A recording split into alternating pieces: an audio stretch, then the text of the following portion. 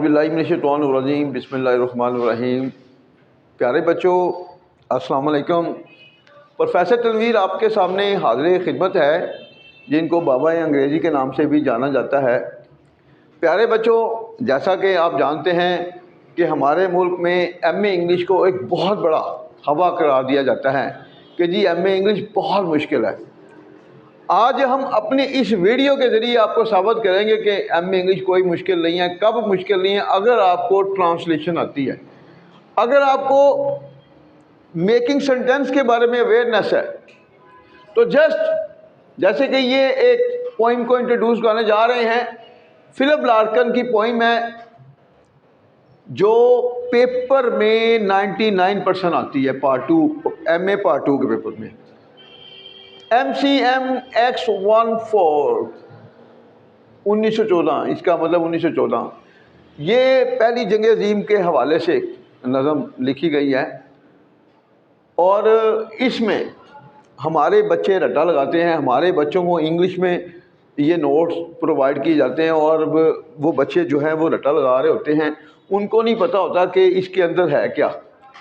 चूँकि वो रट्टा लगाते हैं, उनके कंसेप्ट क्लियर नहीं होते, इसलिए वो बेचारे ज़रा सी कन्फ्यूजन होती है तो वो कंफ्यूज होते हैं, डिप्रेशन होता है पेपर में, तो मार खाते हैं। अब हमारे अपने नोट्स हैं एमए पार्ट 1 पार्ट 2 के, तो देखें हमने इसी तरह अपने नोट में उर्दू भी दी हुई है, जिस तरह हम ये आपके सामने ला रहे हैं। ये उर्दू को हम एक दफ़ा ट्रांसलेट करवाएंगे तो आपके फिंगर टिप पे, ये मेरे इसी लेक्चर में आपको ये जो नज़म है आपके फिंगर टिप पे आ जाएगी। इसी तरह आपका सारा कोर्स ऐसे ही है। जब आप अपने पूरे कोर्स को उर्दू के साथ लेके चलेंगे, कंसेप्ट के साथ लेके चलेंगे, तो फिर जैसे कि हम कहते हैं कि with in 1 day you can prepare yourself for MA English. MA English कोई मुश्किल नहीं है। मैं बार बार यही कहता हूँ कि बच्चों से कि बच्चों रट्टे से बचो, रट्टा सबसे बड़ा दुश्मन है आपका। वो बच्चे जो रट्टा लगाते हैं, एक तो ये होता है कि उनको इम्तहान को पास करना बड़ा मुश्किल होता है, एक तो उनको कंसेप्ट भी क्लियर नहीं होते, फिर आगे अगर डिग्री ले भी लें तो यूज़लेस डिग्री होती है, यूज़फुल नहीं होती। तो हम अपनी नज़म को शुरू करने लगे हैं। द मोस्ट इम्पोर्टेंट पोइम है ये एमए इंग्लिश पार्ट 2 की पोइट्री, मॉडर्न पोइट्री के हवाले से। ये देखें, इस नज़म MCM X14 94 मतलब इसका, इस नज़म MCM X14 को पहली जंग अज़ीम के जवाब में फिलिप लार्किन की तरफ से लिखा गया या लिखा गया था। पास्ट इंडेफिनिट का फिक्रा है और ये पैसिव वॉइस का फिक्रा है। अगर पास्ट इंडेफिनिट का फिक्रा पैसिव वॉइस है तो फार्मूला क्या होगा? नंबर 1 पर ऑब्जेक्ट, वाज वर और वर्ब विद शॉर्ट फॉर्म। और देखें दिस पॉइंट MCM X14, ये ऑब्जेक्ट हो गया। अब वाज रिटन, इस नज़म MCM X14 को लिखा गया था। अब पैसिव वॉइस में की तरफ से का अगर लफ्ज आता है तो की तरफ से की अंग्रेजी होती है हमेशा by. By Philip Larkin, by Philip Larkin. इस नज़म MCM X14 को फिलिप लार्किन तरफ से लिखा गया था। अब इजाफी चीज आगे पीछे को चलना आपने, लेफ्ट से राइट के जवाब में। In the response of first world war, in the response of first world war, पहली जंग अज़ीम के जवाब में।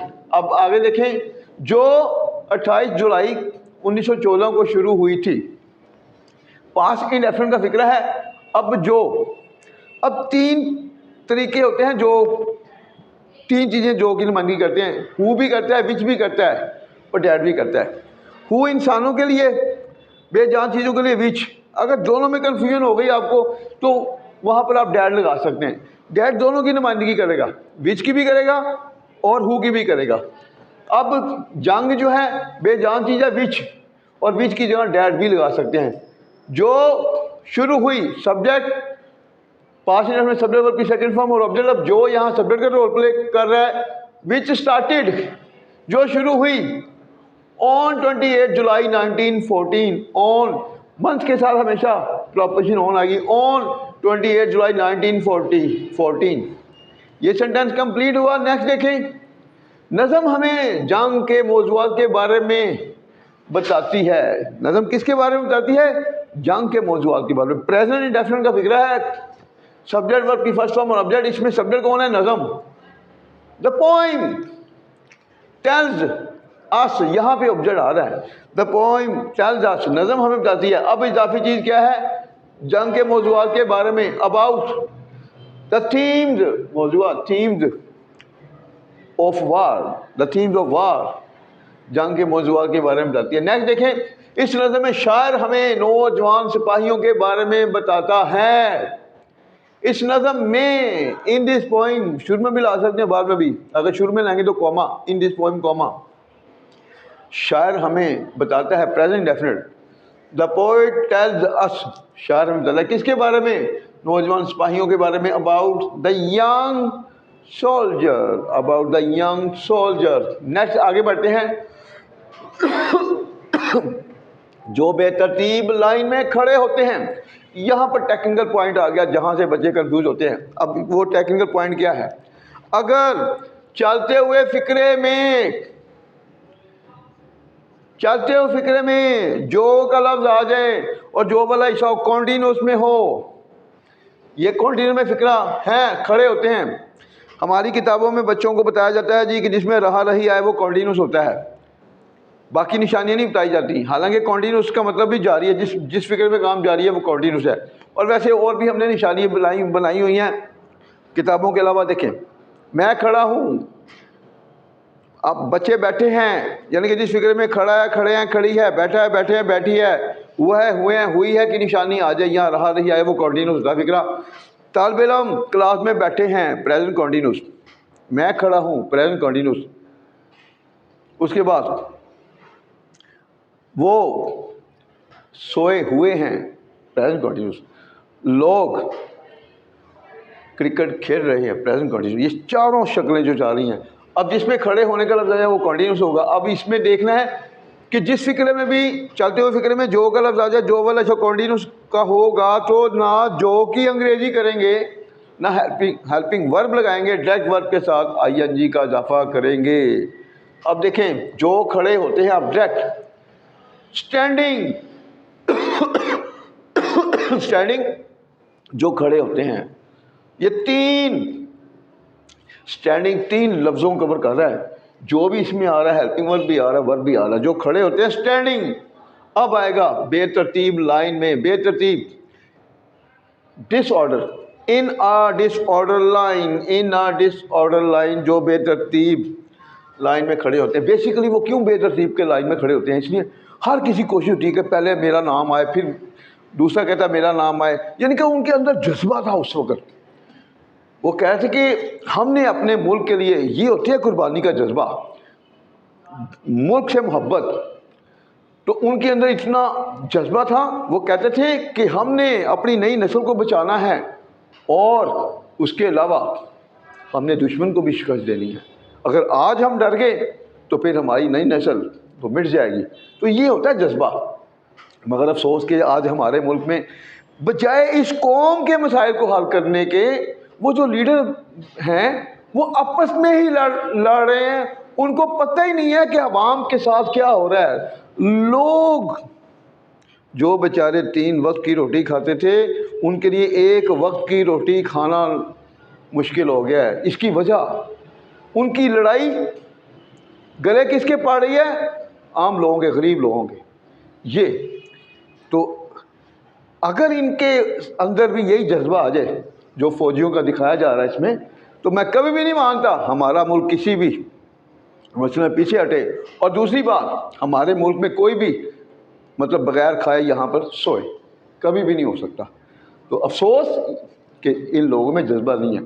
तो मैं इनसे रिक्वेस्ट करता हूँ हाथ जोड़ के, खुदारा ये जज्बा पैदा करें अंदर, एक दूसरे को बुरा कहने के लिए की बजाय जो आपको क्वालिटी अल्लाह ने दी है, उन क्वालिटी को बुरोकार लाते हुए इस मुल्क के लिए काम करें।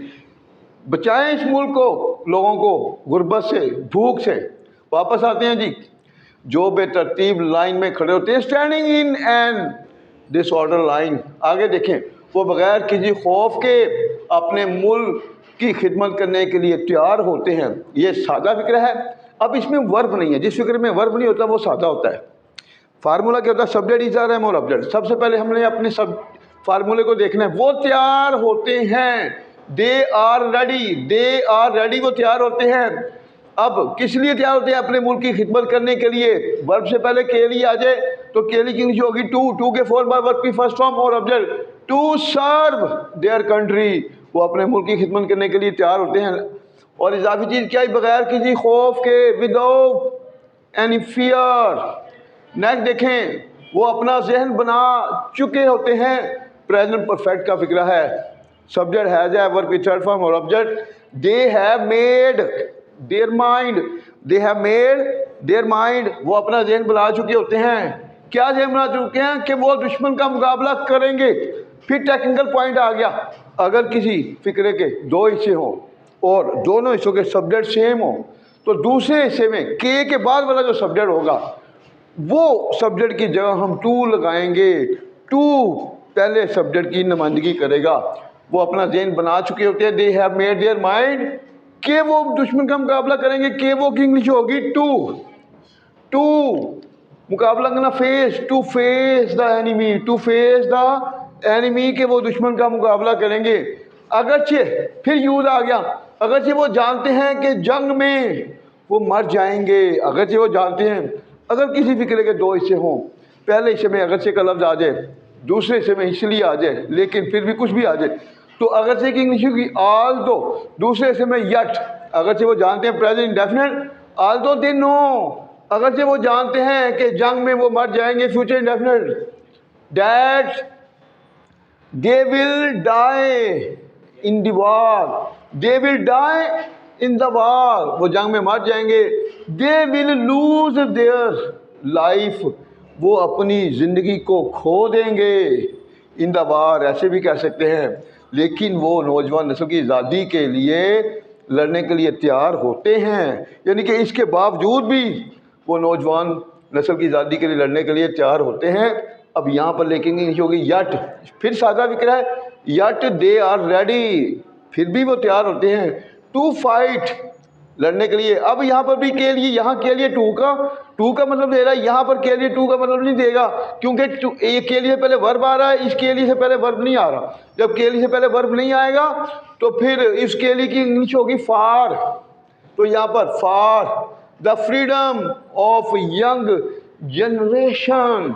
नेक्स्ट देखें, वो अपने दुश्मन को मिटाने के लिए भी तैयार होते हैं। फिर सादा फिक्रा, जब बी का लफ्ज आ जाए तो भाई हेल्पिंग वर्ब के बाद आल्सो का यूज करेंगे।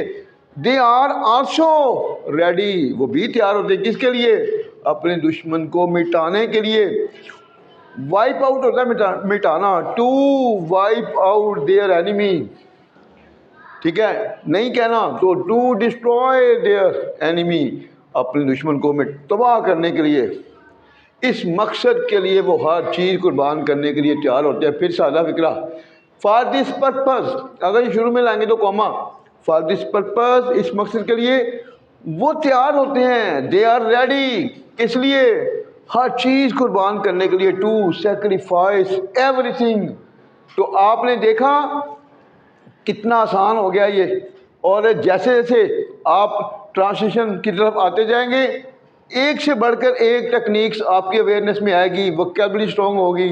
और इंशाल्लाह बाकी जब आप हमसे नोट्स लेंगे तो इसी तरह की सारी चीज़ें मिलेंगी उर्दू के साथ। और जब आपकी ट्रांसलेशन अच्छी होगी तो वही उर्दू को आप इंग्लिश में खुद ट्रांसलेट करेंगे, आपके क्वेश्चन का आंसर बनेगा। तो आप हमारे चैनल, दो चैनल है हमारे, तलीम पॉइंट में हम ये दे रहे हैं मास्टर की चीज़ें, और हमारा दूसरा चैनल है प्रोफेसर तनवीर टिप्स, उस पर हमने काम किया है फर्स्ट ईयर सेकंड ईयर। जैसे बच्चे फेल होते हैं चिप्स वगैरह में, मिस्टर चिप्स वगैरह बहुत मुश्किल है, उनको भी हम सपोर्ट करना शुरू करने लगे हैं। वो जो हमारा दूसरा चैनल है प्रोफेसर तनवीर टिप्स, उसमें आपको एप्लीकेशन बनाना, ऐसे राइटिंग, उसके साथ साथ जो भी जैसे मिस्टर चिप्स है वो हर चीज़ के बारे में अवेयरनेस मिलेगी उर्दू के साथ। जब उर्दू के साथ चलेंगे तो हर तरह की टेक्निक आएंगी। उसके साथ ही हमने यूजेस भी उसमें डालना शुरू किए हैं। यूजेस वो रोल प्ले करते हैं चीज़, जिस तरह के अंग्रेजी मैथमेटिक्स में फार्मूलों के बगैर आप मैथ को कंट्रोल नहीं कर सकते, इसी तरह यूजेस। तो आप यूजेस को देखें, हमारे चैनल को सब्सक्राइब करें उसको भी, और अपने वो दोस्त जो बेचारे अंग्रेज़ी को मुश्किल करते हैं उनको भी शेयर करें।